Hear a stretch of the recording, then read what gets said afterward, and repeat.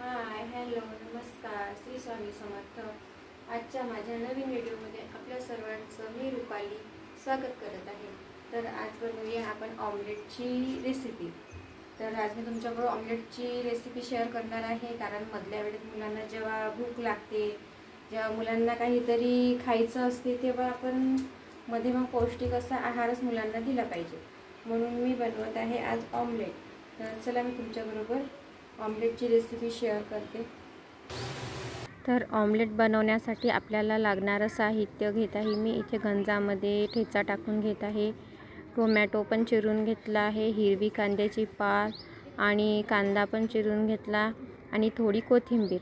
हे सर्व साहित्य एका गंजामध्ये टाकून घेतलं आहे आणि त्यामध्ये अंडे आता फोडून टाकून घ्यायचे आहे। थोडंसं मीठ पण टाकून घेते चवीनुसार आणि तिखट पण टाकून घ्यायचं आहे, थोडंसं चवीनुसार तिखट, गरम मसाला, हळद पावडर आणि थोडंसं चाट मसाला, त्यामुळे अंडा ऑमलेट छान टेस्टी लागते।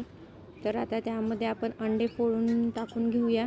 अशा प्रकारे अंडे फोडून घेतले मी आणि ते गंजामध्ये टाकून घेतले। ते सर्व अंडे एकत्र करून एकजीव करून घ्यायचे आपल्याला, म्हणजे ऑमलेट करायला सोपं जाणार आहे। तर सर्व असे मी 5 ते 6 अंड्याचं इथे ऑमलेट बनवत आहे। तर एक साईडला मी मिश्रण तयार करून ठेवलं आणि मला बनवायची होती जवसाची चटणी। तर मग मी जवसाची चटणी बनवण्यासाठी इथे घेतलं आहे जवस भाजायला। मस्तपैकी आता चांगलं 10 ते 15 दिवस टिकेल एवढी चटणी मी बनवून घेणार आहे जवसाची।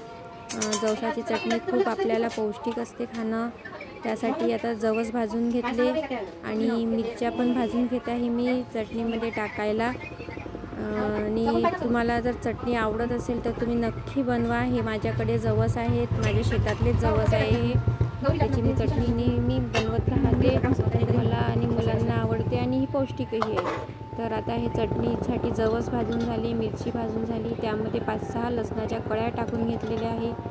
तर ते सर्व थंड होण्यासाठी एक साईडला ठेवून दिलं आहे मी मिश्रण। इथे आता अंडा ऑमलेट बनवायला घेतला आहे। तर इथे मिश्रण मी तव्यावर तवा छानपैकी तापू दिलेला आहे आणि आता तवा तापल्यानंतर त्यामध्ये टाकत आहे आता हे ऑमलेटचं मिश्रण तव्यावर। हे बघा मस्त असं पसरवून घ्यायचं आहे आता आपल्याला। मुलांना अंड्याचं ऑमलेट देणं खूप पौष्टिक असते, बाकीचं काही देण्यापेक्षा पराठे आणि ऑमलेट हे खूप चांगलं असते देणं। तर तुम्ही पण आपल्या मुलाला मध्ये मध्ये ऑमलेट वगैरे देत जा, उकडलेली अंडी पण देत जा। तर हे एक ऑमलेट झालेलं आहे माझं तयार, दुसरं पण ऑमलेट मी बनवायला घेत आहे इथे। तर आपल्या मुलांसाठी पौष्टिक असा आहारच आपण सर्व आईंनी द्यायला पाहिजे। माझं तर सर्व आईंना सांगणं आहे की आपण पौष्टिक आहारच मुलांना द्या। ऑमलेट असो, ओट्स असो, मटकीची उसळ, मटकीचे सलाद, असं काही। तर इथे माझा नाश्ता बनवणं सुरू होतं मुलांसाठी। तर हे बघा, हे आहे माझं छोटंसं किचन। मी तुम्हाला छोटासा किचनचा एक व्हिडिओ शेअर करत आहे तुमच्याबरोबर। माझं घर आहे छोटंसं, आता गावाकडे आहे आमचं मोठं घर, पण आम्ही इथे मुलांच्या शिक्षणासाठी आलेलो आहोत। तर हे बघा अशा प्रकारे मी इथे माझं छोटंसं किचन अरेंज केलेलं आहे। याच्यामध्ये सर्व प्रकारचे कडधान्य, मसाले, हळद पावडर, तिखट पावडर, शेंगदाणा, डाळी, खोबरं असे सर्व मी प्लॅस्टिकच्या भांड्यामध्ये भरून, डब्यांमध्ये, कंटेनरमध्ये भरून ठेवलेलं आहे। आणि जे माझ्या डेलीचं लागते ते मी प्लॅस्टिकच्या कंटेनरमध्ये भरलं आहे आणि जास्तीचं जे सामान आहे जे मला कधी कधी लागते ते मी स्टीलच्या डब्यांमध्ये भरलेलं आहे। तर छोटे छोटे मसाले वगैरे पण मी इथे भरण्यांमध्ये भरलेले आहे। हे बघा इथे माझे उपयुक्त एवढंच सामान आहे, मी जास्त सामान आणलेलंच नाही आहे गावाकडून। तर काही पसारा असा माझा गॅसच्या ओट्याखाली पण ठेवलेला आहे, धान्य वगैरे, मसाल्याच्या थैल्या। आणि हा इथे माझा माठ आहे। इकडे एक साईडला आहे आमचं टॉयलेट आणि इकडे आहे वॉशरूम। इकडे किचनला लागूनच वॉशरूम आहे आणि टॉयलेट पण आहे। The next day. Hi hello नमस्कार श्री स्वामी समर्थ सर्वांना। आजच्या माझ्या नवीन यूट्यूब चॅनलमध्ये आपल्या सर्वांचं मी रुपाली स्वागत करत आहे। तर आज बनवूया आपण मिरचीचा ठेचा। आज मी बनवणार आहे मिरचीचा ठेचा।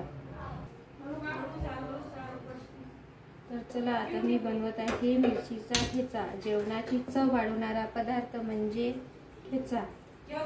उन्हाळ्यामध्ये आपल्याला काहीतरी वेगळं खायचं असतं. नुसतं भाजी पोळी खाण्याचा जेव्हा आपल्याला कंटाळा येतो तेव्हा आपण काहीतरी ठेचा वगैरे, चटण्या, लोणचं, आंबट गोड असं काहीतरी जेवणामध्ये हवंसं वाटते आपल्याला, तेव्हा बनवून घेऊ आपण मिरचीचा ठेचा.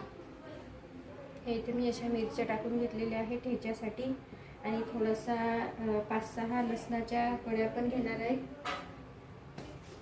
जिरं, मीठ वगैरे आपण टाकून घेऊ. अशा प्रकारे आपण मिरच्या मस्त भाजून घ्यायच्या तव्यावर. मिरच्या आता आपल्या भाजत आलेल्या आहे. एका प्लेटमध्ये थंड करायसाठी काढून घेऊ.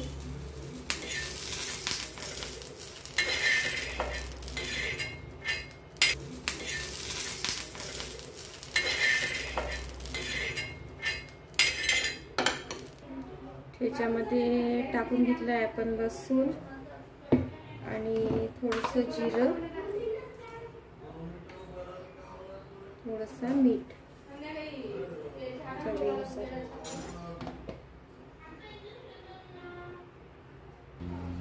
इथे घेतला मी हा ठेचा तयार करून घेतलेला आहे. हा अशा प्रकारे मिक्सरातून काढून घेतला ठेचा आणि त्यावर टाकते आता तेल.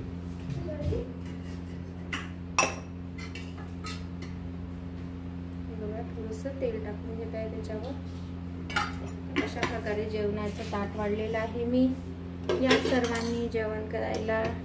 जेवणाची वेळ झालेली आहे. या सर्वजण मस्तपैकी साधा स्वयंपाक केलेला आहे मी. अगदी डाळ भाजी, भात, पोळी आणि इथे ठेचा, जवसाची चटणी आणि मीठ, सलाद, बस कांदे पण. तर आता दुपारच्या जेवणानंतर डायरेक्ट मी रात्रीचा व्हिडिओ शूट करत आहे.